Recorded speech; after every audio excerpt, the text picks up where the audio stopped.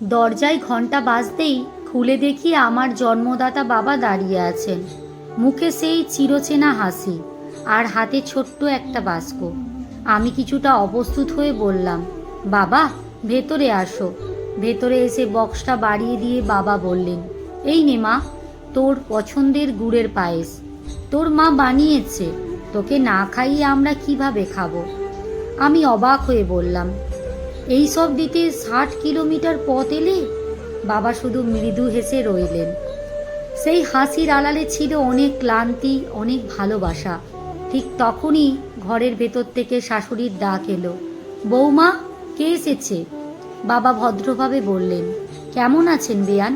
শাশুড়ি একবার তাকিয়ে কোনো উত্তর না দিয়েই ঘরে চলে গেলেন। সেই নীরবতাই ছিল বাবার প্রতি প্রথম অপমান। কিছুক্ষণ পর বাবা বললেন, মা, আজ একদিন থাকি, তোমাদের সঙ্গে একটু সময় কাটাই। আমি কান্না চেপে বললাম, না বাবা, দুপুরের পর চলে যেও। নিজের মুখের কথাটা বলতে গিয়ে বুকটা যেন ভেঙে গেল। আমি শাশুড়ির ঘরে গিয়ে বললাম, মা, খাসির মাংসটা বের করি, বাবা খেয়ে যাবে। তিনি বিরক্ত হয়ে বললেন, এত আপ্যায়নের দরকার নেই, তোমার বাবা তো রোজ রোজ এসে পড়ে, লোকটার লজ্জা নেই নাকি? আমি কাপা গলায় বললাম, মা, পাশের ঘরেই বাবা আছেন, দয়া করে এমন কথা বলবেন না। চোখের জল লুকিয়ে সেখান থেকে চলে এলাম। একদিন আমার স্বামী বাজারের ব্যাগ বাবার হাতে দিয়ে বলেছিল, আপনি তো ফ্রি আছেন, বাজারটা করে নিয়ে আসুন। একজন শ্বশুরের জন্য এর চেয়ে বড় অপমান আর কি হতে পারে? কিন্তু বাবা কিছুই মনে করলেন না, হাসি মুখেই বাজারে চলে গেলেন। দুপুরের খাবার পরিবেশন করার সময় মাছের মাথাটা বাবার প্লেটে দিতে যাচ্ছিলাম। ঠিক তখনই শাশুড়ি বললেন, ওটা আমার ছেলের জন্য, নিজের বাবাকে মাছের মাথা দিচ্ছ কেন? বাবা চুপচাপ ঝোল মেখে খেতে লাগলেন। তারপর মুচকি হেসে বললেন, তুই এত ভালো রান্না করিস, বাড়ি গিয়ে তোর মাকে শিখিয়ে দিস একদিন। বাবার সরল কথাগুলো আমার হৃদয়ে ছুরির মতন বিঁধে গেল। খাওয়া শেষে বাবা উঠতেই আমি কান্নায় ভেঙে পড়লাম। বললাম, বাবা প্লিজ আর এ বাড়িতে এসো না, তোমাকে বারবার অপমান হতে দেখতে আমার খুব কষ্ট হয়। বাবা কিছু বললেন না, শুধু আমার মাথায় হাত রেখে হাসি মুখে চলে গেলেন। সেদিন দিনের পর বাবা আর কোনোদিনও আমাদের বাড়িতে আসেননি।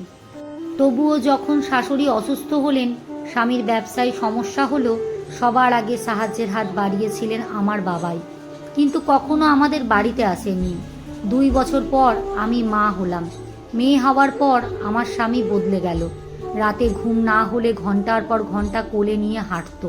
মেয়ে আদো গলায় বাবা বলে ডাকলেই আনন্দে তার চোখ ভিজে যেত।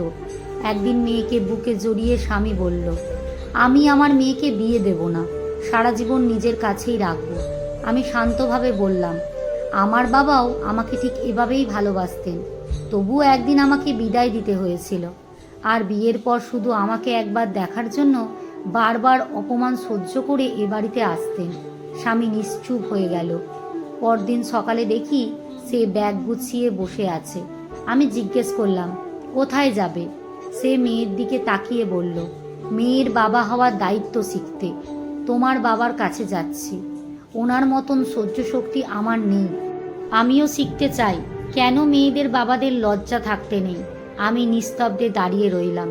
একজন মানুষ নিজের ভুল বুঝে এতটা অনুতপ্ত হতে পারে সেদিন প্রথম দেখলাম। সেদিনের পর স্বামীর প্রতি আমার আর কোনো অভিযোগ রইল না, কারণ সত্যিটা একটাই, একজন বাবা তার মেয়েকে যতটা ভালোবাসেন তার তুলনা পৃথিবীর কোনো সম্পর্কেই হয় না। মেয়ের জন্য বাবাদের অপমান সহ্য করতে হয়, দীর্ঘ পথ পাড়ি দিতে হয়, নিজের কষ্ট লুকিয়ে রাখতে হয়, বারবার ভেঙে পড়তে হয়, শুধু একবার মেয়ের হাসি মুখটা দেখার জন্য। লেখা, সংগৃহীত।